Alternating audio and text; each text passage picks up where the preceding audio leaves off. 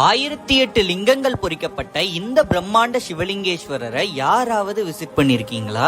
ரீசெண்டா கோயம்புத்தூர்ல இருந்து தொண்டாமுத்தூர் போற வழியில மாதம்பட்டின்ற ஊர்ல தென்னந்தோப்புகளுக்கு நடுவுல அமைந்திருக்கக்கூடிய இந்த தீட்ச தியான பீடத்துக்கு தான் விசிட் பண்ணிருந்தோம். இங்க ஓம் வடிவத்துல இருக்கக்கூடிய பாம்புக்கு நடுவுல 1008 விதமான லிங்கங்களால பொறிக்கப்பட்ட இந்த நயன வைத்தியநாத சகஸ்ரலிங்கேஸ்வரர் சிலை பார்க்கவே ரொம்ப பிரம்மாண்டமாவும் அழகாவும் இருந்துச்சுங்க. இந்த லிங்கேஸ்வரருக்கு எதிரிலேயே மகா நந்தி சிலையையும் வச்சிருந்தாங்க.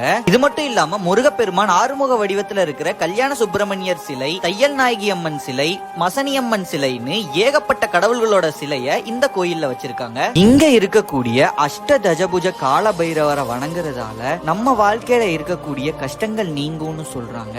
இந்த தியான பீடம் அமைஞ்சிருக்கக்கூடிய இடமே ரொம்ப அமைதியாவும் மனசுக்கு நிம்மதியாவும் இருக்கு. சோ நீங்களும் இந்த பிரம்மாண்ட சிவலிங்கத்தை விசிட் பண்ணி பார்த்துட்டு எப்படி இருந்துச்சுன்னு கமெண்ட் பண்ணுங்க.